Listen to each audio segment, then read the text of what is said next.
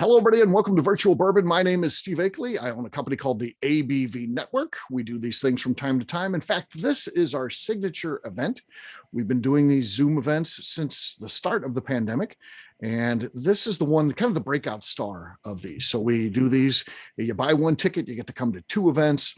And during those two events, each one has 4 distillery representatives. You learn a little bit about their background, and we get to try some of their whiskey. So it's been a very cool thing. It's really expanded our whiskey knowledge in terms of both knowing a little bit more about these brands and the people and trying some different things that we might not normally get to do. And I think we've created some new fans of things. So we're going to be very participative here. So I would encourage you to be a part of this meeting. Utilize the chat function. You can utilize that during the course of the meeting today. And if you have any questions, put it out there in chat. I will get to that, at some point. I don't always necessarily jump in right away when you throw a question out there, because I need to wait sometimes till it's appropriate to ask, but I will ask it if you put it out there. And then share those nosing and tasting notes too. It's always good feedback for our distillery representatives to know what you're thinking about their whiskey. And it's kind of a fun part of this. Again, because it's a big group, encourage you to use that chat function. At the end, we will have a Q&A where you can open up your microphone and ask any questions that you like to any of our distillery representatives. Before we get started and kind of digging down into each individual distillery, I always like to bring up our distillers and introduce them individually, and then we will, of course, interview them individually. But I think it's a good idea, rather than making them wait till the end if they happen to be last on the list. I want to get everybody introduced up front. And I'll say this will follow the order that we're going to be going in terms of drinking the whiskey. So the same thing that's on your placemat. So that's the order that we'll introduce them. So first up, out of Frey Ranch Distillery, these are our co-founders, Akley and Colby Frey. Hey, Akley and Colby, how you guys doing? Great. Good, Steve. Thanks for having us. And it's Frey. Frey. Okay. We pronounce it Frey. Yeah. Okay. All right. Frey. Thank you. Frey Ranch. Yeah, good deal. Well, good meeting you, and looking forward to learn a little bit more about what all the things you got going on. Okay. We're happy to be here. Thank you. Absolutely. We'll talk to you in just a little bit here. All right. Next up is Mr. Greg Pope out of my home state of Missouri. He's out of Branson, Missouri, on the other side of the state, me being in St. Louis, and he is their founder and distiller. Hey, Greg, how you doing, man? I'm fantastic. Steve, how are you tonight? I'm doing good. I'm doing real well. I need to get down there and see you. I went on when my daughter was probably 4 years old up until 16, every year going to Branson, at least once or twice a year, but I haven't really been down there since then. I need to get back down there and see you, and then just experience all the fun that Branson is. Well, your taste buds are mad at you that you waited so long to come. Well, I'll get down there and we'll drink a little whiskey, and we'll talk about your place too. Sounds like a very interesting place to visit. So should be very cool. All right, next up, out of Eureka, Nevada, from Stumpy Spirits. This is also kind of a long time partnership here. Joe and Lauren Luby. Hey, how you guys doing? We're doing great, Steve. Want to say hey to all the bourbon lovers out there. We've been pre-gaming a little bit. Pre-gaming, that's not a bad thing. That's not a bad thing. I've been pre-gaming a little bit myself. It's fun to talk to you guys. You guys were one of the early individuals that we talked to on the Bourbon Show. So you guys came on, I want to say, in the top 10 in terms of guests that we ever had on that show, which is really cool. We've been doing this over 5 years now, so it's been a long time since we've known each other. Yeah, we were number 2. We were the second guest you had on, so we that always is remember amazing. that. It was great, a lot of fun. Yeah, that is really cool. So yeah, so I'll put a link to that show when I send out the notes. We always do a follow-up email to our participants, and because not everybody can make it, life happens, I always like to say, and not everybody necessarily makes it. So we record these and then make it available to everyone. So I always send that out, but I'll include a link to that show in there too, where first time that we chatted, and they can hear the show back in the old days, different co-host, and I don't think we quite had our groove together just yet. It takes you a while to get into that, but it's fun to look back sometimes. So good seeing you guys again, and look forward to getting to know a little bit more about you as we talk today. Last up, unfortunately, is not here. So Adam Stumpf, and I don't. This is like a cursed segment, I guess. So we actually, Adam Stumpf is a fill-in for us. We actually had to set up where our friends out in Virginia from Silverback Distillery were going to be the presenters, but for some reason, UPS kept flagging their shipment. They sent it to us a couple of times, their bottles, and it would make it all the way to Michigan, where Justine is, who of course does all of our sampling and all that for us, and they'd send it back. And they even called UPS and said, what's going on? They're like, that shouldn't be a problem. Send it again. And they sent it again and sent it back. So we couldn't get any whiskey through. And we don't know what happened there. Still don't have answers to that. So then Adam Stumpf said, yeah, he would fill in. And we had a bottles of a classic ABV Network barrel pick. He's been on this before. We wanted to do something a little bit different. So we brought back one of our most famous barrel picks.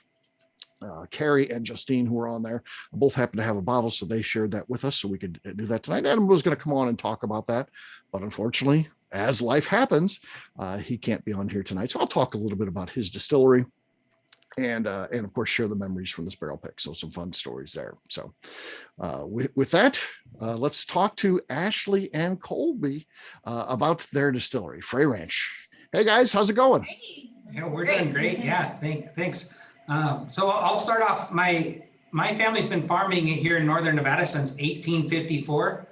Keep in mind, Nevada didn't become a state until 1864, 10 years later. And so we've been continually farming in Nevada since 10 years before it was even considered a state. Wow. And the importance of that is we know how to grow the grains in our specific soil and our climate with our irrigation techniques. There's so many different things in agriculture that are different no matter where you go in the world. And so ever since I was a little boy, I wanted to be a farmer, and Ashley and I were looking for ways to showcase the grains that we were already growing on the farm. And we thought we'd always loved whiskey also, and thought what better way to showcase the grains that we knew were extremely high quality than to make it into whiskey. And so we created what we call the Whiskey Farm here in Fallon, Nevada.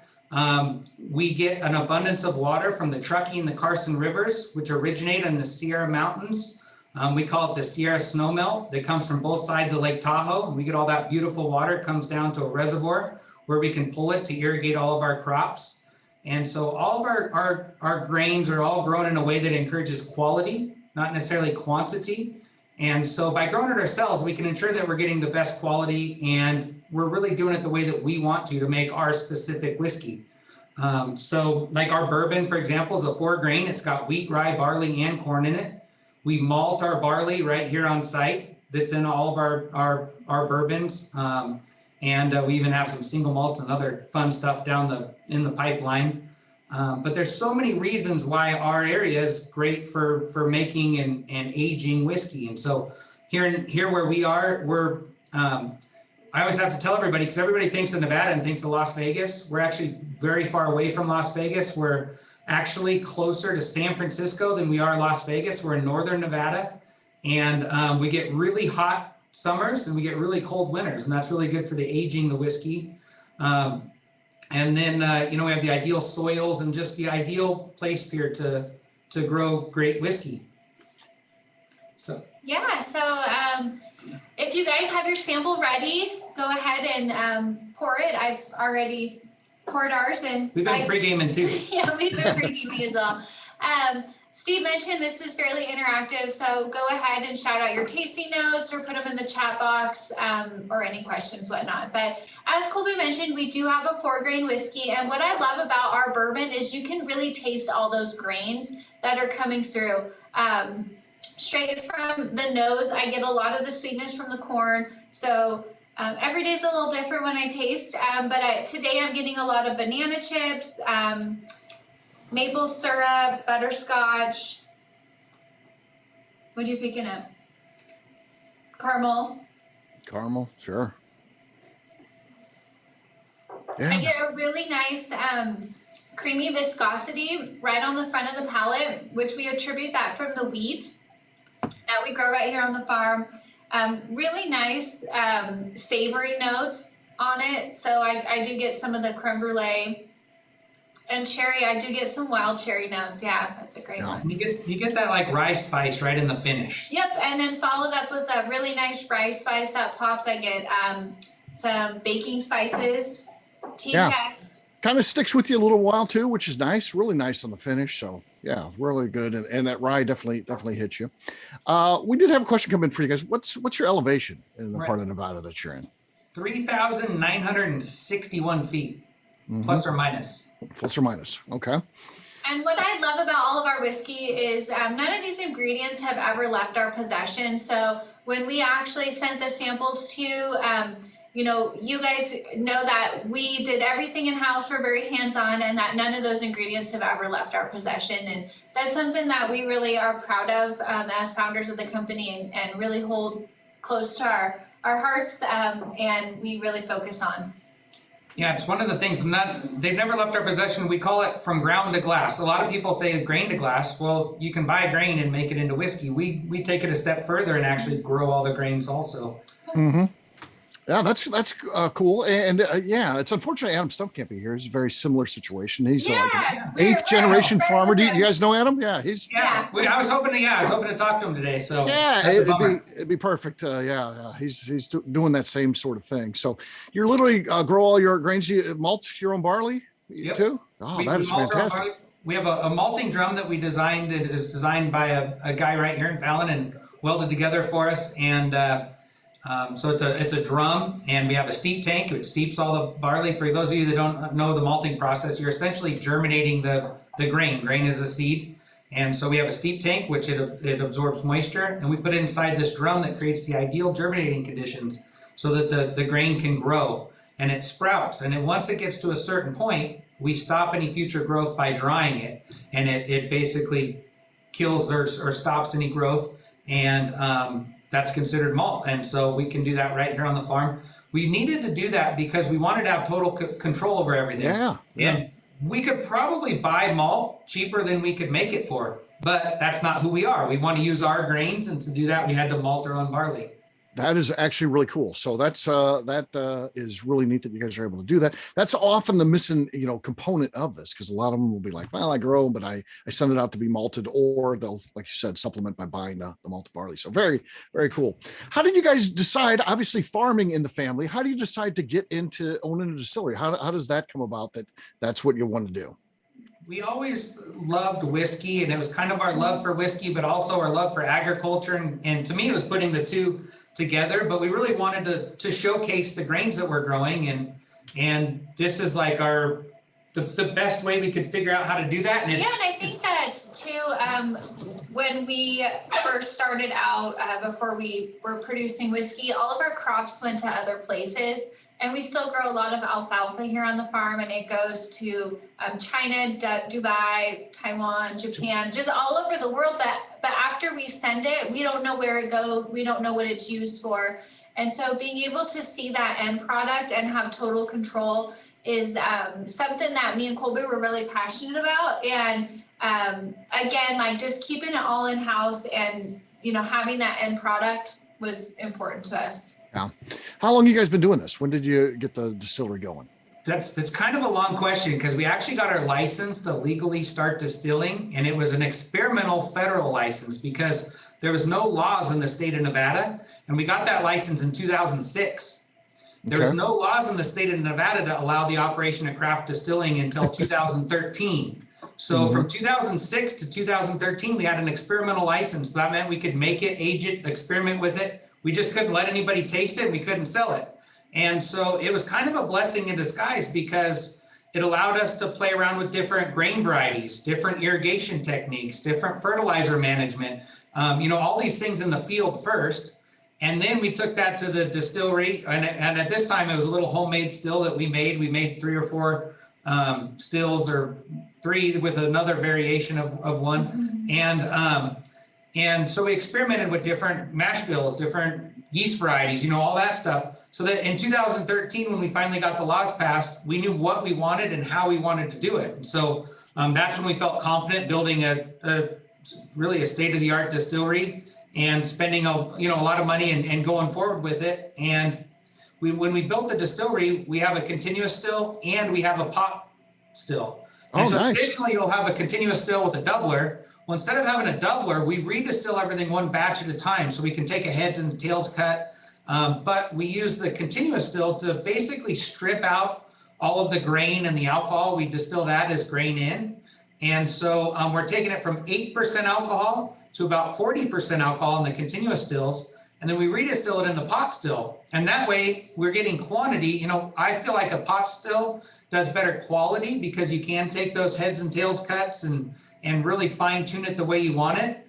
But a continuous still is so much more efficient. You can do so much more quantity with it. And so by stripping it in the continuous still from 8% alcohol to about 40% alcohol, and then putting it in the pot, now we're putting in 5 times more alcohol per batch. You know, we're getting, instead of 8% alcohol in the pot still, we're putting in that 40%, and we get a lot more output of it. So now we're getting quantity and quality while, you know, Bill's still being able to take the heads and the tails cuts. Yeah.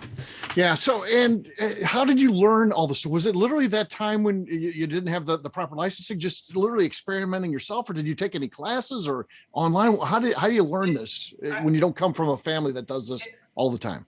You know, as a farmer, you have a lot of confidence and you know how to do electrical, you know how plumbing works, you know how to fix motors, and, you know, it just gives you all this confidence to jump in and do it. And so we toured lots of distilleries. We asked lots of questions. It's amazing in the distilling world how nice everybody is on the production side. I think once you get to the marketing and the sales side, those are the people that are, you know, button heads. But the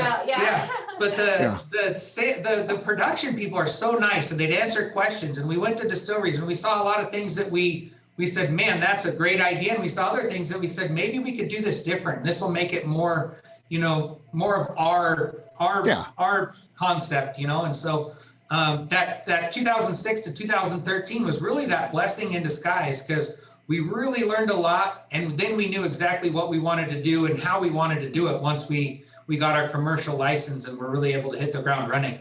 Yeah. A couple of things from the notes that we've got going on here.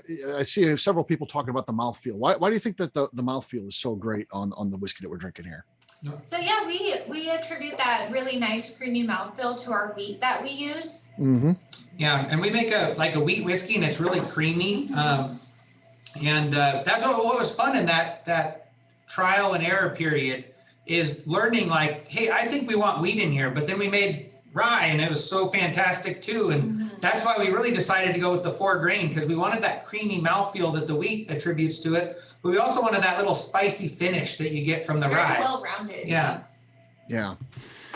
Someone asked the age of this batch, and then another person said 4 years. Is that, I don't know if you said that or not. Is this, or I don't know if you can say. Yeah. But. So when we pull our barrels down, we pull 100 barrels in a blend or in a batch. And so they're anywhere from about 4.7 to 5.3 years. Gotcha. Old. Gotcha. So, yeah. Yeah, very good. Other tasting notes. Let's see here. I mean, you got a lot of people saying, you know, the creaminess, some cherry and caramel. You know, and the spiciness keeps coming back, and I get that too. It really kind of, like I said, really sticks with you. So it's very, very nice, very pleasant. Thank you. Good deal. Do you guys have time to stick around? I know that initially I didn't know if you guys had time to stick around or not. Can you stay with us till the Q&A at the end, or do you have to I'll go? stick around. Ashley has to go home to the kids. Okay, fair enough. Ashley, thank you for joining us. We appreciate it. Okay. Thank you guys. All right. It sounds good. And Colby, please stick around, and yes, enjoy the rest of the show here. So sounds good. All right. Next up, out of Branson, Missouri, Missouri Ridge Distillery, Mr. Greg Pope. Greg, how you doing, man? I'm spectacular. Good morning, everybody. Or evening. Yeah, well, whatever. Yeah, we put it on YouTube so somebody could be watching in the morning when it doesn't matter. So that's good. Greg, how did you get into business here? I'm a 3rd generation distiller, first one legal. Okay. So 2 generations of my family did it behind the Zion curtain, close to the Freys. I'm from the Salt Lake City area. And okay. There's normal people, not just Mormons, that live in Utah. So that being said, getting your hands on a quality spirit is a little more difficult. So my family has made it for almost 100 years now. So. Wow. And so I assume you learned it from the family. So, you know, is it something that they passed it around, or is it something they kept from you when you're growing up? No, they didn't keep. Some of my earliest childhood memories are assisting my grandfather in pasting up his still, because a small child's fingers get into tighter corners than a fat, pudgy adult finger does, and the still's still cold at that time. So Yeah. I grew up around this, literally, not figuratively, cut my teeth on moonshine. So Okay. And how long have you been in business? I started Missouri Ridge Distillery in 2015. Okay. Doors to the public November 1/16. So Gotcha. November 1st. All right. And tell us a little bit about your place, because it's not just a distillery. You also got a brewery and a restaurant there too, right?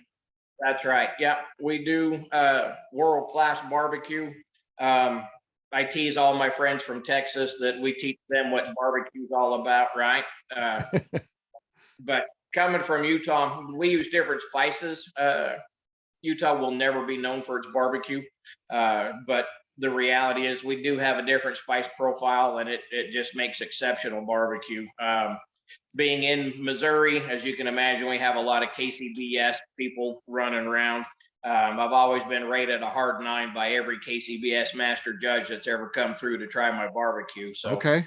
pretty Nice. happy with that. With I do like regards to- KC, but the barbecue in KC is pretty good though. I like the burnt ends and stuff like that you find a lot of. You're better than those guys.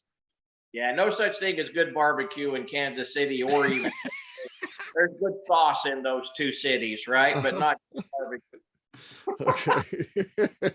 All right. Well, this is a challenge. I got to get down there and see. I fashioned myself a bit of an expert when it comes to eating. So Yeah. you're in my wheelhouse here. Yeah. Take my word for it, read our reviews. We've got more 5-star reviews about our barbecue than we do our whiskey, and we make world-class whiskey. So, Okay. What do you say about St. Louis barbecue? well, again, it's all about the sauce, right? So that's Right. not barbecue, that's grilling. I do. We do low and small. I'll do a 6-hour smoke on a rack of ribs, 13 hours on a pork butt, 20 hours on a brisket, and it's just smoke. I don't wrap it a couple hours in and steam them, because that's not barbecue and that's steaming, right? If you want steamed food, go ahead and eat Kansas City or St. Louis barbecue. But if you want just smoke on your barbecue, then come down here and give it a try. Either guide, right? So, Okay. I like you, so I'm not going to hang up on you. I even though you're making fun of St. Louis, so it's okay. It's okay. I'm a big boy. You can't hurt my feelings. No, you're a good guy. We met before, and you've even been on TV before, right? You've done some of the TV stuff. Yep. Yeah, I've got a television show with McGill Entertainment on the Discovery Channel. Missouri Ridge Distillery was featured as a pilot episode for Moonshiner's Whiskey Business on the Discovery Channel. So we pretended like Tim Smith from Moonshiners was coming to help me make a better corn whiskey. But at the time of filming, I had one of the top ranked corn whiskeys in the country. So, the reality. How do you hold back on that? How do you hold back and be like, yeah. Global exposure. Think about it this way. Did you have to show him what here's what a still is? And he's like, whoa, I didn't know. I mean, Tim Smith, come on. He's an actor, right? I mean, he's not a real whiskey guy. He's not a distiller. He's an actor playing a role, just like Tom Cruise is not Pete Mitchell, United States Navy fighter pilot, right? Yeah, right. As far as the person goes, the person that plays Tim Smith is a fantastic guy. He's a good guy. That's good to hear. Yeah. Stand-up person. He's not a distiller, but we did a fun show. Like I said, we pretended like we needed his help to come in because today, more than 850 million people have watched my 54-minute commercial. Wow. You just can't pay for that kind of advertising. Right. Yeah. You can pay for it on the ABV network. We have ads for sale. We'll talk afterwards. So tell us a little bit about the whiskey that we're going to be trying tonight. What do you bring here for us? Our single barrel bourbon whiskey. So we are actually very much a nano distillery. I have a 24 barrel mash tun that I do 600 gallon batches in, and I have two 450 gallon stills that I'll charge with 300 gallons. So that 300 gallons of Distiller's beer essentially yields 1 barrel. So it just kind of makes sense to only offer single barrel selections. The recipe is always the same. We buy from the same farmer. We buy from, for everything that we're getting. So that keeps consistency easier to maintain. I got a hard enough job doing this. My hat's off to everybody that is farm to glass. I know how hard a work that is. I did it as a child, and I'm not willing to work that hard anymore. Well, it sounds like you got 3 full-time jobs anyway. I mean, a brewery is by itself a distillery and a restaurant. I mean, it's nothing to sneeze at there. You got a lot going on, my friend. Well, the reality is, you distill beer into whiskey, right? So all grain products ferment into beer. Beer then gets distilled into a whiskey. So we joke around here and say, when your beer grows up, it aspires to be whiskey. So, but it's a lot of fun. I mean, I'm the state of Missouri's most awarded distillery. One of the things I'm proudest of with my bourbon was when it was only 96 days old, back in March of 17, we submitted to the Denver International Spirits Competition. Keep in mind, I'd only been open for 3 months. Right. I sent a 96-day-old bourbon, a 97-day-old single malt, 100-proof corn whiskey, 100-proof White Lightning, and I think that was it, 5 items, or 100-proof moonshine. I pulled 3 golds and 2 silvers out of that competition. But small batch bourbon, 10 years and younger, I won the gold medal at the March 2017 Denver International Spirits Competition with a 96-day-old bourbon, competing in 10-year-olds. So pretty happy about that. A few weeks back with the fall 2021 John Barley Corn, we pulled the double gold out of it. 4 consecutive years gold medal at the 50 Best Bourbon Whiskeys Invitational in New York. Also won the gold medal in 17 at the North American Bourbon Whiskey Competition. And that was with only 125-day-old whiskey. So it doesn't have to be old to be spectacular. I forget the age statement that I sent you. I want to say it was either 995 days or 1040. I don't remember which, but just over 2-year-old. So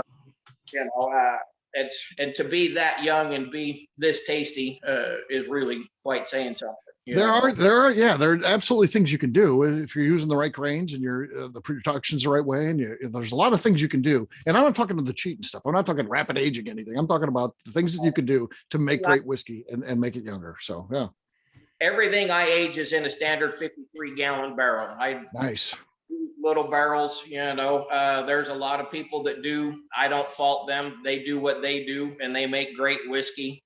All of mine are in standard 53-gallon barrels. So, my age statements are in days because I want somebody to know exactly how many days that whiskey sat in that cask. So, it's a 60-40 corn to barley. So back before bourbon was bourbon, when it was John Barley Corn, it was traditionally a 60% corn, 40% barley. My family's been making that percentage for nearly 100 years. We got a couple barrels sitting back till 2025. So I'll be a 10-year-old distillery with an 8-year-old bourbon celebrating the 100th anniversary of my family's involvement, that will have those 2 barrels as a special release for the 100th anniversary, but that's cool. It's really small. So, where are your products available at this point? Well, we're throughout the state of Missouri, but we're not in any other states yet. Okay. So we're part of a pilot program with Federal Express. So the 42 states that allow wine to get shipped to them, I'm able to ship distilled spirits. Again, it's a pilot program with Federal Express that we're working on. I'm working with ADI, with Discus and ACSA through the Missouri Craft Distillers Guild on direct-to-consumer shipping legislation. The Missouri Craft Distillers Guild had a legislative session meeting earlier today talking specifically about direct to consumer shipment, stuff like that, so. Yeah, that's great. Yeah. If you haven't done so already, and I see a lot of people out there, because you got a lot of notes going on out there, so we'll get caught up on those in just a second here. But yeah, just go ahead and pour it and nose it. You got good stuff going on here. Butterfinger candy bar, kettle corn, cinnamon rolls on the nose, brown butter, kettle corn, but again, butterscotch, butter, brown sugar, maple syrup, butter again. That's butter twice in one comment there from Ed from Bourbon Obsessed. Right. My palate picks up caramel that transitions through butterscotch to vanilla, from vanilla hazelnut, from hazelnut to a hint of honeysuckle, and then from honeysuckle to like a golden raisin. That's what my palate gets. Whatever your palate gets is correct, because I can't taste what you're tasting, and your taste buds are the only ones that matter to you. Yeah. Creme brulee, definitely. Someone's saying that now. Amanda and Rudy. Cooked butter, candy corn. Yeah, man, the flavor is really good. It's sweet. It's very drinkable. The finish is nice and warm too. Gives you a good hug. Yeah, it's good stuff going on here. That Missouri hug's what we call it, right? That warm feeling that lasts for 4 or 5 minutes after you swallow it. Yeah, that's definitely some good stuff for sure. Yeah. So a lot of good notes there. And what do you got coming up too? You got more products, or what's the future hold for you? Well, we do 15 different spirits here. The bourbon, I do an American single malt, corn whiskey. We have a wheat heavy malt whiskey that's a traditional Scotch ale, sans hops that we distill. I do moonshines, rums. It's I don't know. We've got a lot of things going. We're launching our brewery. I got licensed actually just before the Rona hit. November 22 of 19, I got my federal brewer's license and state stuff buttoned up. And then the Rona reared its ugly head before we were able to roll out. We stopped the manufacture of beverage grade alcohol in March of 2020 and concentrated on hand sanitizer, and did 54,000 gallons of hand sanitizer during the 2020 year. Right this second, I don't have any bourbon for sale, because that 8-month timeline where we concentrated on making hand sanitizer, I've got bourbon in barrels, but my oldest barrel is too young to bottle. Yeah. It leaves a little hole in your production then. So hopefully we'll have them again around March. That should be when kind of tourism picks back up again in the Branson area. Being a global tourist destination, it makes it kind of hard to trend sales, right? So what I thought was going to be a year or two's worth of bourbon sitting in barrels, when we won the double gold medal at the John Barleycorn, 2 months ago, we sold a year's worth of bourbon in 45 days. Wow. That's crazy. That's crazy stuff. So, well, good talking to you, Greg. And again, hopefully you got time to stick around. Yeah. And you got samples from the other companies too, right? We sent those along. Yep. That's good. That's good. So yeah, enjoy those, and we'll come back around and have you a part of the Q&A. Okay. Yes, sir. Thank you. All right. Next up from Eureka, Nevada, Two Bitch Spirits, Joe and Lauren. Hey, Joe and Lauren, how you guys doing? Steve, we're doing good, except we got technical difficulties on the video. Lauren's working on it as we speak. Okay. Yeah. EOS webcam utility. Just I have no idea what that means, but we were good to go. I've never seen that before either. So this is a first. We do a lot of these. We're on here 3 or 4 nights a week, and that's definitely a first. So that's okay. That's okay. We can talk. Or do you want me to come back to you? Want me to? However you want to do it. She's getting close, I think. She's getting close. Okay. We'll see.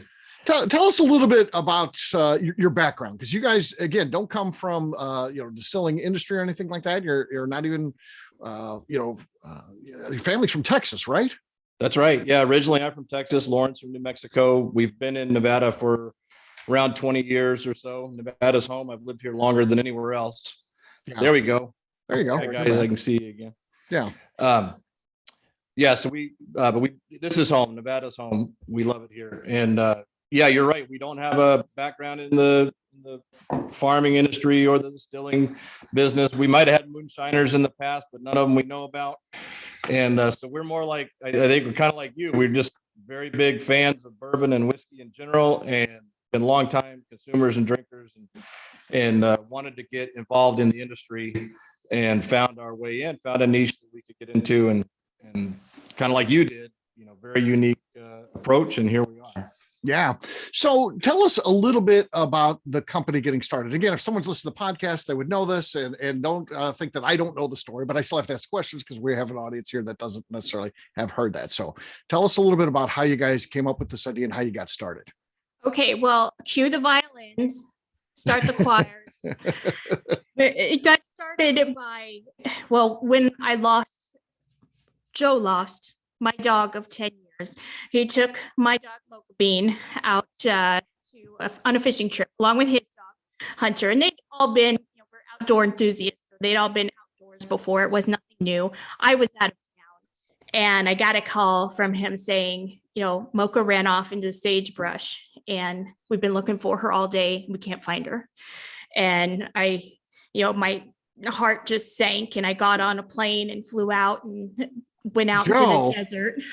Joe, come on, man. Joe. Yeah. You gotta do better. You gotta What do she's better. not telling you, Steve, is that she was actually at her bridal shower on the day this happened, and the wedding was a few months out, and it was touch or go for a while there whether or not it was going to happen. Let me tell you. Yeah, this is not good, my friend. No, it was a bad call. Very bad call I had to make. Yeah. Yeah, it was a hard time. I was looking for her, posting flyers, looking online, all that stuff. And when I was online looking at some of the shelters for dogs that had been turned in, I noticed that there were 2 puppies that had just been turned in. So I headed down to the shelter under the guise of, I'm going to go donate some peanut butter, and came home with 2 puppies that had been abandoned in the desert, and they were ours then. So. Yes. Yeah. So that's interesting. And the whiskey company, the idea for it kind of almost started as a joke, right? You get these two new puppies, and you have these, like a yearly party, if I remember correctly, and you send out some invitations that because you're drinking whiskey at these parties, you decide to take a little bit different approach, and it goes over big, right? So give us that story. Yeah. So we built a bar in our house years and years ago. We call it the Luby Saloon, and we christened it with a big whiskey party, and then it became an annual event. So we do a big annual whiskey party every year. Been doing it for years. Invite all our friends. We have a big crowd. We feed them, and we've always got something new for them to try. 1 or 2 or 3 new whiskeys for them to taste. And Lauren is an artist, so she always designs a new invitation every year for that year's party. And so the first time we had these new sister pups, the first party they were going to be at, Lauren wanted to incorporate them in the invite. And so we kind of put our heads together and came up with the idea of, well, let's create a mock-up bottle of bourbon named for the pups, and we'll call it 2-Bitch, because we got 2 sisters. And so Lauren did the design, did the bottle. In fact, the image from that invitation is on our website. You can actually go back and see that original invitation. Oh, yeah, cool. that she did. And we sent it out to all their friends, and to invite them to the party. And I'm starting to get calls and texts and emails. And all of my friends are saying, hey, this is great. Can't wait for the party this year. I really want to try that 2-Bitch bourbon. And I went down to the liquor store. I can't find it anywhere.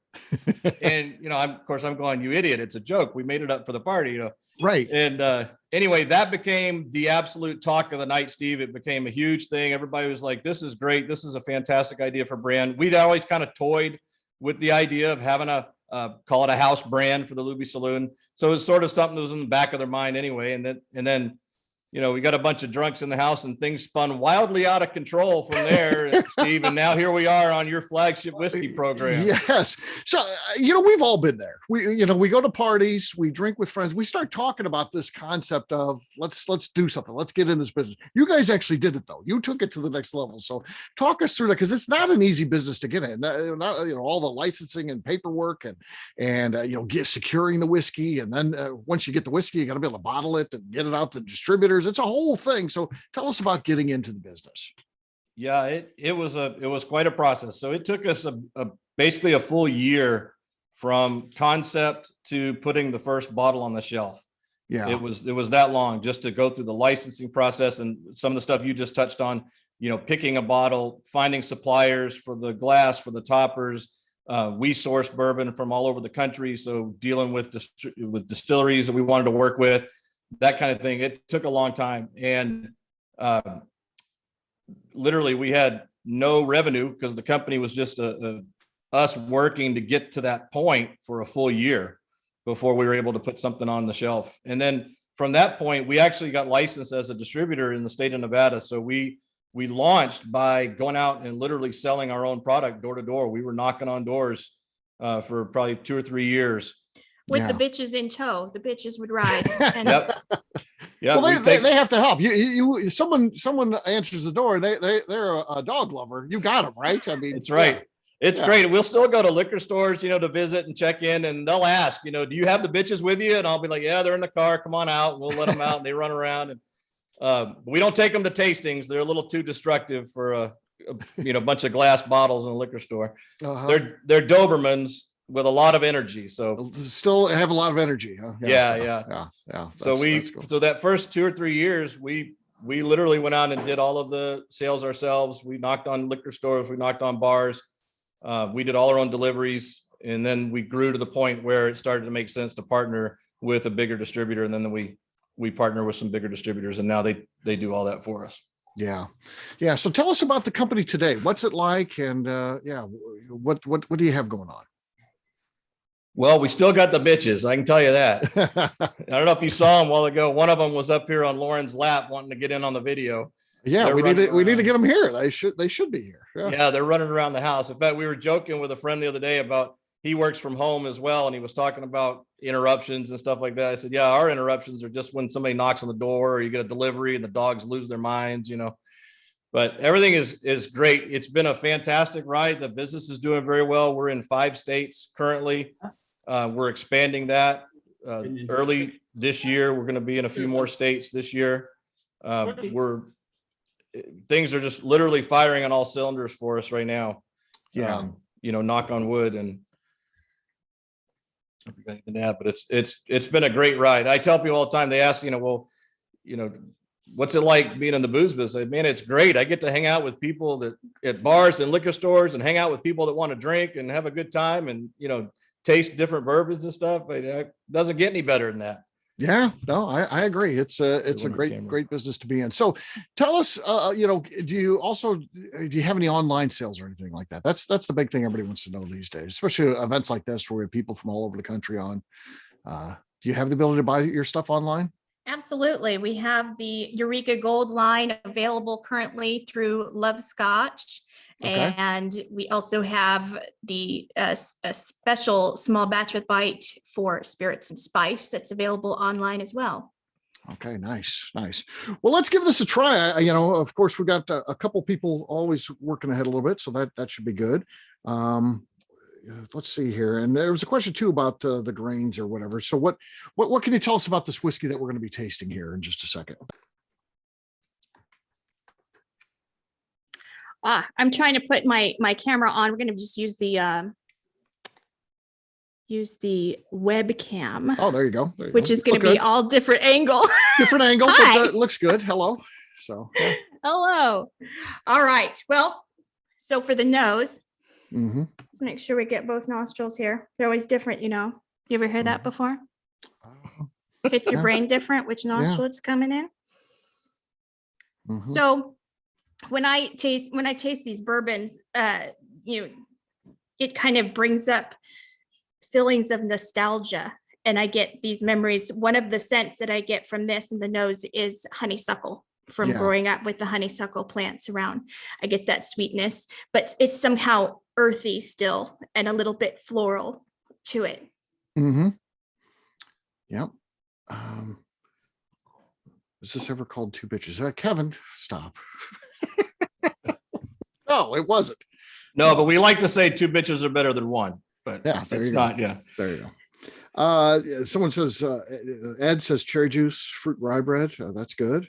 Yeah, I would love to hear what people think. We do tastings a lot, and boy, the range that you get from people's palates and what they pick up is amazing. I love to hear it. But yes, and I definitely am big on the baking spices. I always pick up anise. Anise, okay. Which I Yeah. have a cookie recipe that uses anise and lard, and it's really good. And that I always put the 2-bitch in that. Really? Yeah, it's delicious. Yeah. Classic New Mexico biscuitito cookies, dynamite with. Really good Yeah. stuff, huh? Yeah. You got juicy fruit gum. That's a very common note on ABV Network tasting. So that's good. Huh. Amanda and Rudy typically attend these, so they're good. Citrus, butter. That's good. Bob Whitlatch says you have the best marketing in bourbon. That's pretty cool, right? That's good to hear. All right. Thank you. Thank Yeah. you. Yeah, this is a blend that we did. Okay. Yeah, the way it is, while you guys are drinking, I'll kind of give you a little bit of how we do the blends. We have a process, a very formal process we go through. Lauren and I do. We work with a lot of different distilleries, and we're always looking for new partners. So we're happy to try new things. People will send us stuff to try, and so we have a whole process we go through to decide what is going to go in the particular blend. So each of these batches are different. So you're trying batch 3 of Okay. the small batch with Bite Line tonight, and that's going to be different from 1 and 2, and it'll be different from 4 and so on. And when we do that process, Lauren has a lot better palate than I do. She can pick up a lot more nuances in the flavors and the notes, and all that, the nose. And so when we do this process, we do blind tastings and stuff, and we do different blends, different percentages and whatnot, different proofs. And I drink them when we're doing it. I swallow them. Lauren does more like the wine guys and spits it out into a cup or something. So by the time we're done, she's like, which one do you like? And I'm like, they're all good. Right. Yeah. At that point, I can't remember what number 1 tasted like. Yeah. And Lauren's like, no, you idiot, you're drunk. This one's terrible. This one's okay. And, this is the one we're going to go with. So what a lot of people don't know is that the final batch that actually goes in the bottle is subject to Lauren's approval. I'm actually removed. I get to make comment, but she That's actually has probably the final say. Yeah, that's a good policy, I think. Yeah. I think that works out well. Yeah, some people just asking about the whiskey itself. Do you share anything, mash bill, age, anything like that, or not? And you don't have to. Yeah, no, what I tell you, or what do we tell people is we don't publish distilleries that we buy from, and it's not out of trying to be secret. People can, look around and try to figure it out. Right. But we change where we get product from on a regular basis. So for example, this batch that you're trying happens to be a mix of 2 different bourbons from 2 different distilleries that were 2 different ages, Right. with different mash bills. And so we did a bunch of blending until we find a blend and a flavor profile that we like. So the next batch we do will be completely different. So the distilleries will be different, the mash bill will be different, and so forth. You're So buying the there's best whiskey you can, and you're blending it to the best taste that you can. So Exactly that's right. why. So Yeah, that's and why, so yeah. and we're not married to any one distillery. So we literally source from all different parts of the country. We are constantly looking for new sources. I mean, any of the guys that are doing your program, Steve, can get a hold of us, and we'd love to talk to them about possible Okay. doing business. But I can tell you in this particular batch that you're trying tonight, the main flavor profile is coming from an 8-year-old bourbon that we really, really liked a lot. We liked it a lot by itself, actually, but when we started doing our blends, we came up with this and thought it was just dynamite. And so I can tell you that was an 8-year-old that you're getting most of that flavor from on this one. Yeah. Very good. It also sticks with you on the finish. Mouth feels great. So you got a note there, butter cake, which I'd say is pretty darn accurate. Sounds yummy. Yeah. Sounds like something you get in St. Louis, actually. That sounds like a St. Louis thing. grape on the nose and taste from Blaine. So he's getting a little grape there. So that's always a little different. Interesting. Yeah, that's good. So yeah, very good stuff. And as always, great to talk to you guys. And please, you got time to stick around and be there for the Q&A. Absolutely. All right. We'll talk to you in just a few then. Okay. All right. Next up, again, I'll be leading this one. We're going to talk a little bit about Stumpy Spirits. So this is my buddy, Adam Stumpf. I went to his place literally before I got started in doing anything in bourbon or anything like that. Because his distillery is so close to mine. So I would go in there just as a customer, wouldn't necessarily talk to he or his wife, which were the only two that were there, by the way, when I'd go there. So literally just be the two of them at that point. Didn't have any employees or anything like that. And so I talked to him a little bit as a customer, but once I kind of got the ABV network going and I started talking to them, I really got to learn Adam's personal story. And of course, his wife, Laura, has, she does everything but make the whiskey. So when you're talking about the gift shop or the reports or all the other kind of things, personnel, all those other things that happen with the distillery, she's doing. So he's an engineer by trade. So he went to school at the University of Missouri, Rolla. So he was an engineer, which is probably one of the best engineering schools in the country. And upon graduation, he went to work for Anheuser-Busch. Was looking at doing some different things. He had distilled and brewed beer in college and thought he wanted to get to a distillery and started working on his business plan and putting that together, and ultimately decided that's what he wanted to do. They had the farm. Again, I think he's like 8th generation farmer in Columbia, Illinois. So, which is just a little small town across the river from St. Louis County. So not necessarily right across from the Arch or downtown area, more southwest, which is St. Louis County where I live, and right across the bridge right across from that part of the St. Louis. And they decided to open the distillery. Weren't ready to leave Anheuser-Busch just yet, but when they heard about it, any business in the liquor industry they frown upon. So they decided to part ways, and he was then all in on the distillery thing. So he and Laura started this thing up, again, just the two of them, and literally, small distillery with a small still, they got going. As they grew, Adam, who has this unbelievable engineering mind, and that's something that'll play over and over again if you ever go over there to visit. He gets a lot of equipment and things like that he refurbishes or gets from different industries, and engineers them into working what he needs them for. So he's just an interesting guy anyway. And when he decided he needed a bigger still, he ultimately designed his own and worked out a trade with a company that makes stills, that he would design this kind of hybrid coffee still type of thing that is a kind of a hybrid between a pot still and a continuous column.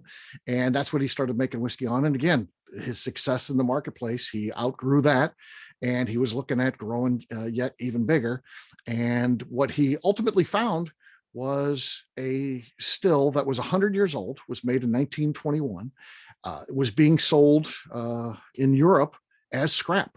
So he was able to buy this amazing old still or scrap and bought it. He got 2 shipping containers full of stuff that he shipped over to the US, and he's put that together. And that's the new still that he's got. And literally just this past week or so, he started running whiskey on it and just getting back in business. So that's really been a whole year in the making, really. I believe that goes all the way back to January when he decommissioned his other still and started working on getting this new still in, and then putting it all together and refabricating all kinds of parts and stuff like that, and building this antique still, which I think he's going to be an incredible destination. I think it's going to be a bucket list thing for bourbon fans to go to, because it's going to be just different enough where it's going to be amazing to see.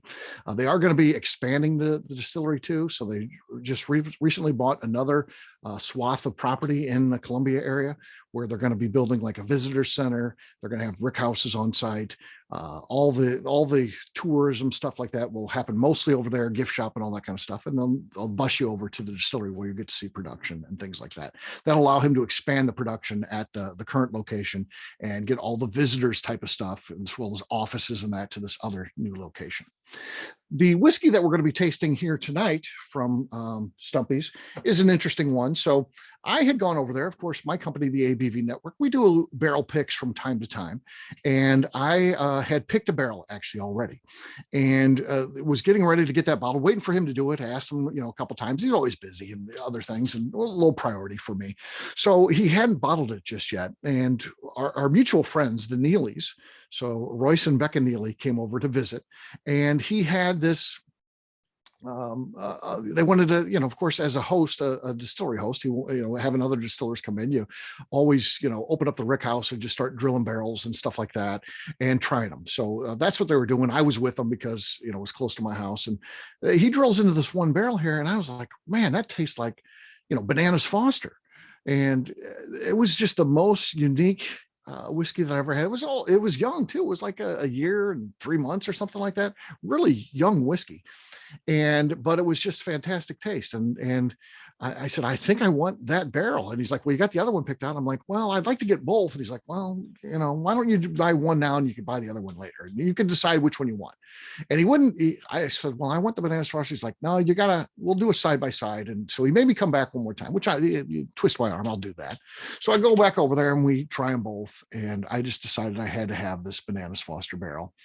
And that's the one that I bought. So it was, what was kind of cool. It was the first one that the whiskey that he ever released from this, this hybrid coffee still that he designed, the one that he ultimately designed, and then has since now sold and someone else has it. But, and he's now a consultant when people buy him from this company now, which is kind of cool. So he designed this still.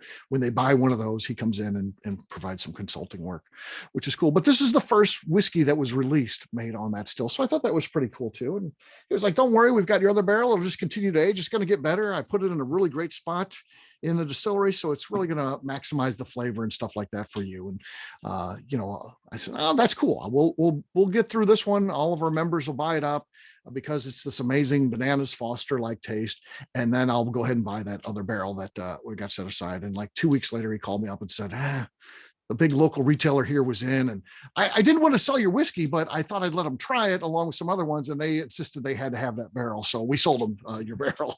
So he gave me one bottle as a parting gift of it. So I have it. I still have it. It's called either the Lost Barrel or the Kicked in the Nuts barrel, because it swept it out from under me. I've named it that. So depending on what your thoughts are on the stuff, that's what I've elected to call that. So I missed out on that barrel. I just have what's left of that bottle there, but we're going to be trying the famous Bananas Foster, one of the most highly coveted ones that we've ever had. So if you haven't done so already, let's give that thing a pour. And let's talk about Bananas Foster. Just as we pour that, just a quick update on those barrels, because I think he had a run of about 16 of those barrels that were the same mash bill, created at the same time that he had barreled up in these 30-gallon barrels. And, and he claimed that though we only drilled into one, he claimed that they all kind of had that Bananas Foster taste. And I know he's been using some of those through the years, and I noticed the familiarity when he's drilled into some of those and used them in some batches because he wanted certain tasting notes and stuff like that. But he said that he's been drilling into what's left of those recently, and the banana is gone. It's now butterscotch, he says. So he says it's no longer banana. And that was the worry. He kept telling me at the time, I feel like maybe that flavor will intensify and be even better. Maybe you need to wait to be longer than that, but it has changed. And so I'm glad that we have this, and we have a couple bottles left here, and I've still got a couple in my inventory as well that allowed us to try this today. So let's talk about the famous Bananas Foster. On the nose, what do you guys think? Definitely still there. Smoked brisket, says Mike Gascamp. That's definitely opposite of Bananas Foster. Banging ass bottle, says Kevin Majors. All in caps, by the way. No bananas, says Mike Gascamp. Brad says he's just glad to be able to try it. Adam is the MacGyver of distillers. I agree. And the MacGyver is a combination of an amazing mind and also cheapness. That plays into it too. Adam was notoriously cheap, and he likes to find deals and be able to refurbish them and do that. Blaine says, you got Mike saying no banana. You got Blaine saying banana, and I agree. Kevin Major's going to try it again now. Chemistry of banana is a particular ester, and I suspect butterscotch is a modification of that ester, and lots of banana on the nose. There you go. That's exactly how I was going to say it. Vanilla baked banana. Yeah. All Foster, says Dave. So a lot of people getting it. Mike Gascamp now is coming around. Now maybe he's admitting something there. So that's interesting. Let's try it. Last one of the night. Cheers, gang. Let's see what we got here. Let's see what we got.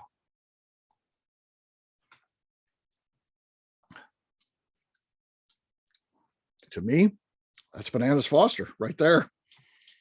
I mean, it's still there.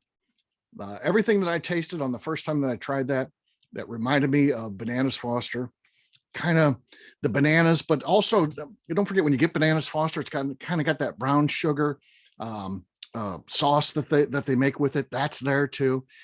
They light it on fire, so you even get a little kind of smoke, and I feel like that's there too. I feel like everything that you get in Bananas Foster is there, and this is 112 proof. Lots of butter, which of course Bananas Foster has a lot of butter in it. I mean, that's how they get that whole thing started, where they put the butter, and then they put the brown sugar, which makes that caramel type of sauce they use. Some spice on the finish. Yeah. Butterscotch to me, says Steve L. Where the hell is my bottle, says Kevin. I think you probably had one and drank it. Kevin was in the club, so he clearly was able to get those anytime he wanted. So yes. So little smoke. I agree, little smoke. But again, that's also part of making a Bananas Foster is lighting it on fire. It's all, they make it table side at the good places. When it's really Bananas Foster is a New Orleans thing. You can get it anywhere. You can even get Bananas Foster in St. Louis at certain places. But in reality, the real experience is in New Orleans. They're going to make it table side. They're going to light it on fire right there at the table, and it's going to be good. Cooked sugar aftertaste. That's again Bananas Foster. Yeah, Justine is saying that she and Carrie, who shared their bottles for us to make up for the fact that last minute thing, we realized we didn't have, it was going to be the first time we ever promoted one of these and something like that. And it's like, I don't know how you come back to everyone and be like, well, we're only going to have 7 distilleries represented. So yeah, they saved the day with that one for sure. So yeah, and everybody gets to try it. Many of them didn't. Brennan's, yeah, I agree. That's the original place of Bananas Foster. So that's cool. Thanks to Justine and Carrie. Absolutely. Dave says, thanks for sharing. Ditto on the Brennans. Absolutely. I don't know if you guys know this about Stumpy Spirits. For Justine, it's her favorite clothing place. So Justine, you want to come in and tell us about the gear that they have there?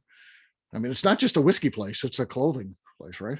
Well, I mean, they have everything that you could possibly imagine. They have t-shirts, sweatshirts, flannels, hats, beanies, koozies, glasses. What are those new, like, yeah, like the BrewMate insulated things. Let's see, candles. Yeah. All sorts of assorted snacks. I mean, they are your one-stop shop. How many shirts, and I'm including t-shirts, sweatshirts, tanks, whatever you've got in total, how many shirts do you think you have from Stumpy's? I have at least 7. At least 7. I think more than that. That's Carrie. That's just me. Oh, that's Carrie. Oh, sorry. Okay. Yeah, Justine was still calculating. Sorry, I didn't. I mean, I probably got like 25. We got to get you to at least 31. And yes, I was just over there last week, and Laura was there, and I said, do you have anything new? I can get you a sale if you got anything. She's like, oh, nothing new right now. But I figured Justine's always good for it if they've got something new there. Yes. Kevin Majors. Okay. He's found his bottle. He says it's still Bananas Foster. Yeah. Yeah. So it's not changing in the bottle. It's clearly from this, it's just changing in the barrel. So if you hang on to that too long, Steve Morks never tried Bananas Foster.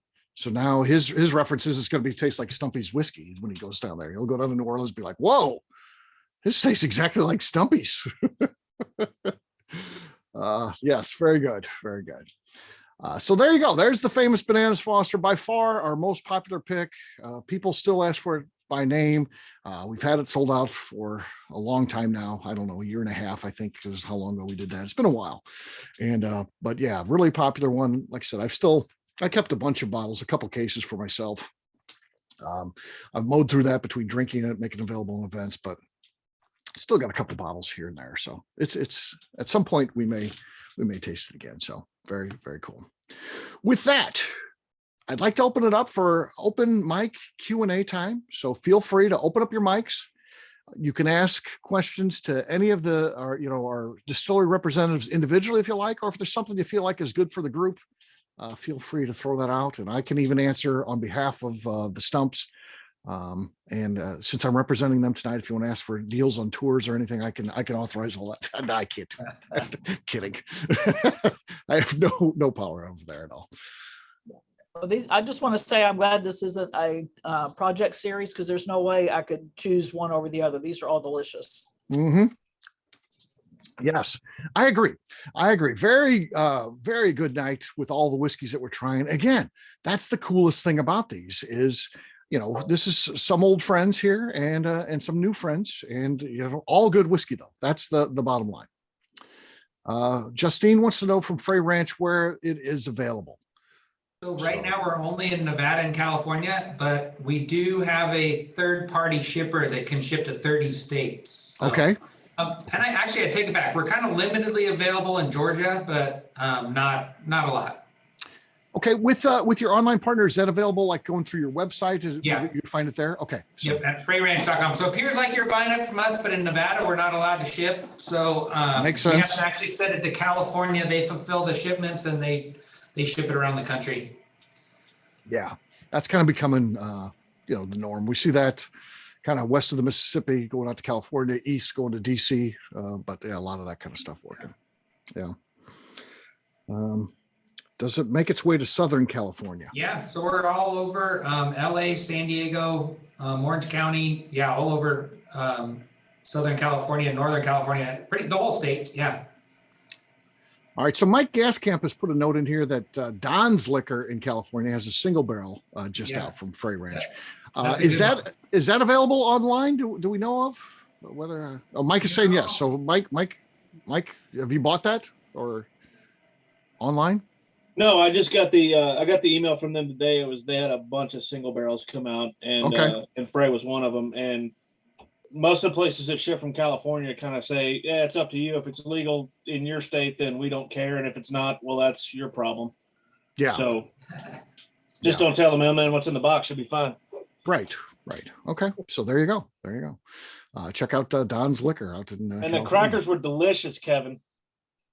There you go. What else you guys want to know? Any questions? No Jim on here, who's supposed to be here. No Jim, so he usually asks a lot of questions. The bear usually asks a lot of questions. Hey, I got a quick question. Sure. The Nevada folks, do you guys technically know each other? Nevada's a large state, but they're in the industry. Okay. Yeah, that's a good question. So I've never met them, but I've always wanted to. So it's great to meet you guys in person or semi-person, I guess, see your face. Yeah, same here. We're Eureka and Fallon, where these guys are, is only about 3 hours apart. We drive through there all the time, going to Reno, back and forth to Reno for stuff. And we'll have to get a hold of you, Colby, and make a time to stop in and visit and get a tour and everything direct from you guys. Yeah, you guys are always welcome. So yeah, just look us up and call us, and we'd love to show you around. Yeah, that'd be great. Yeah, it's funny that we haven't met. I think I've only been to Eureka twice though. So normally we go west instead of east. So you guys are east of us, and I've only been to Eureka a couple times, but I need to make a trip. Yeah, there you go. I like this. This, believe it or not, this kind of stuff happens a lot on these events where distilleries, in the business meet each other on these events and talk, and sometimes even collaborations come out. You never know. So it's kind of a fun offshoot. Not something you anticipate. It's not like when Justine and I were starting Flagship Whiskey series, we're like, it'll be kind of cool. We'll get some of the distillers will work together and be friends, and that just happens though. So it's kind of a cool thing. Yeah. This is not a bourbon question, but Colby, tell us about that table. That's an amazing table. Oh, thank you. Yeah, so it's made from old bridge timbers that we took down on the ranch, and you guys can't see it, but it's like 4 or 5 inches thick. It's really heavy. And then if you look at the corner, which you guys probably can't see either, but it's branded with our cattle brand, and then it's got this nice like varnish on the top. It's like a 2-part epoxy, not varnish, but it's a epoxy that you dump on.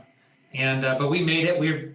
We like to make everything here, so but it's like it's part of the ranch, and so we wanted to bring it in here and kind of have it as our board table. Okay, very cool. Well done. I got a question for Greg. Greg's in Branson. A lot of old time stars and all kinds of interesting people come to Branson and stuff like that. Who's been through the distillery? Have you had anybody come through of note or anything like that? Because there are certainly a lot of acts and things like that come through town, and it's not a big town, of course. Branson's small. We've had people like Mo Bandy's come through here. Yep, a legend in that area. Right. Yeah. Neil McCoy's been here. My brain just checked out. Greg Brady from the Brady Bunch. I can't think of his real name. Yeah. Barry Williams. Yeah. Yep. He's because he had like a show there for a while. I don't know if he still does, but I know for a while he was doing a show there. So I met him at a local liquor store. I was doing a tasting, and he came by the next day, said, "Hey, so that was kind of cool to have some one-on-one time with him." Right. There's a multitude of people in different elements, different types of prestige that's not necessarily entertainment. We've had the director of the CIA here, It's not necessarily always a good thing, but I guess in that example, if he was just coming to buy to drink some product, that's cool, right? We're looking at a partnership to do bourbon whiskey for the Central Intelligence Agency called Tertia Opta, or Third Option, right? If we can make that happen, that'd be super cool. Yeah. That would be very cool. So excellent. So do you spend some time doing some of the entertainment things there? Do you go to Silver Dollar City and all that kind of stuff, or are you too busy with your own business? I've been in Missouri for 8 years. I've had a season's pass over at Steal Your Dollar Holler, Right. I go to Silver Dollar City a lot.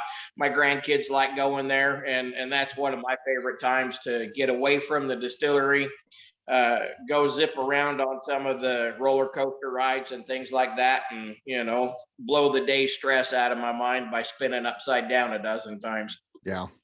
Where's your place at versus Highway 76, the big strip there? Where are you in relation to that? Well, the easiest way is on your way into town, you're on Highway 65 because it's the only highway that takes you into Branson. Yep. You'll make a turn onto 76 Highway, which is also called the Ozark Mountain High Road, and I'm just 3/4 of a mile off of the 248 exit on Ozark Mountain High Road. Ozark Mountain High Road is primarily Silver Dollar City's private highway. It's a highway system that's 8 miles long that was developed to take traffic away from 76 Country Boulevard and divert people off of the 65 to Silver Dollar City. So it'll shave about an hour off of your drive time, but that hour of drive time is only 4 miles of stop and go in a one-way or in a 2-lane road, right? So yeah, Country Boulevard gets super congested, and so they build a nice 4-lane highway to divert the people that are trying to get to Silver Dollar City. So it makes it convenient to be 3/4 of a mile off the only exit on that road. yeah, that's very cool. Yeah, we get a lot of people drop mom and kids off at Silver Dollar City. The dads will come back and drink for a couple hours and then go pick them up. That's not a bad gig. Yeah. No, it's not. What else do you guys want to know? Any questions for anybody here tonight? It's not a question, but I want to go eat at Greg's place after hearing his spiel earlier. I do too. Me too. He's thrown the gauntlet down, so my expectations are going to be very high when I come to your place, Greg. So we better live up to this. I will not disappoint. On a side, picking on Kansas City and St. Louis, they're all about sauces, right? So I make my own barbecue sauce. I make my own dry rub. We use the liquid that's left over in the stills as the base for the barbecue sauce. So it Nice. might be bourbon barbecue sauce or a corn whiskey or a single malt or a moonshine as the base for the barbecue sauce. And they're really quite nice. You doing anything commercial wise with the barbecue stuff, whether it's the rubs or the sauces or anything like that, or it's just available on via your food? No, we have barbecue sauce for sale. There's several different retailers in the area that sell our barbecue sauce. The dry rubs are going to be available in March. We just got the label approved. As you can imagine, everything government takes forever, right? Right, right. They use the Rona as a convenient excuse for dragging their feet. Yeah. They used to get COLA or certificate of label approval in about 2 weeks, and now we've been almost 8 weeks waiting on something, so they just drag their feet. So that barbecue sauce, does it make it up Highway 44? I've never seen it in St. Louis. I've never seen your stuff. Is it around here in this area? The beer sauce guys at Mid Rivers Mall, they'll have Okay. it. Yeah, beer sauces, they moved into South County too, which is the area I'm in. So I'll have to go over there and check them out. So And yeah. not all stores have it, just the one at Mid Rivers Mall. Oh, okay. Yeah. Well, that's pretty far. So yeah, they opened up one that's close, but that's I'll have to get up to Mid Rivers Mall and check that out because I'd like to try that. And then let me know too. We'll help you promote when you get the rubs out too. I like to do barbecue myself and stuff like that, and I'll be more than happy to help you out. So Oh yeah, I'll mail you a care package. great, perfect. Anytime you're involved in these events, and that goes to all our distilleries that are on here. You're a member of the family, and let us know. We'll help you promote stuff, and we got a pretty good size audience, so we certainly can help you guys out. What else you guys want to know? Anything? I want to know what animal is behind the Lubies there on the wall. That's a Nevada pronghorn antelope. There you go. And my son shot that. You probably can't see it, but it's mounted on a whiskey barrel. And no joke, that is literally the very first barrel of 2-bitch bourbon ever. Oh, wow. We actually saved that on purpose. We had a guy that fashions them into really a very nice furniture piece, and we had him refinish that barrel, and we saved it, and that's my son's antelope mounted on top of it. Nice. The pronghorn is a wild animal. Nothing that you would expect to see in the United States. Actually, when you see those herds of those things running when you're out west like that, it's crazy. It's first time I saw them, I was I think in Wyoming, and just hard to believe that's here in the U.S. But yeah, that's cool. Wyoming is probably the biggest pronghorn state, but Nevada is right up there. There's a ton of them all around northern Nevada. Yeah, very interesting. Anyone else? I just thought it was cool having 2 Nevada distillers on here. I used to live in Sparks a couple of decades ago, so good to see you guys on, all at once. It's funny. It worked out by chance. I think it's our first 2 Nevada distilleries we've ever had on here, and they both have to be. This is our 21st one of these events, and the first time we've ever had anybody from Nevada on here. We got 2 on the same one, so crazy how that worked out. Yeah. And there's not a lot in the state of Nevada. There's not a ton, it's not like Colorado or somewhere that has hundreds. Yeah. Very interesting. All right. Last chance. Okay. Is there a plan to get you in other states in coming years? So last question, we'll do this via the chat. So it's for you, Greg. Is there plans to get you in some other states coming up? Yeah, I would love to be into other states.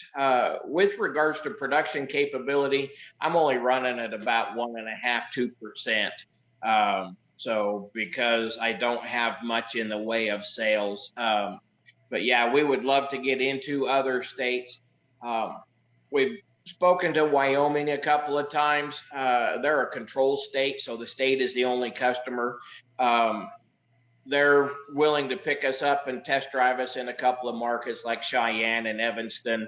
But I used to live in Nevada as a side note, I built casinos in Las Vegas for a lot of years and worked for a couple of big companies, George Raymond Company and KHS&S. I was one of about 8,000 contractors on pretty much all of the big casinos down there. We did Mandalay Bay, Caesar's Palace, Bellagio, Paris, Aladdin, the Venetian, you know, big casinos. And I mean, it was a lot of fun down there. But that being said, I've got tens of thousands of built-in customers.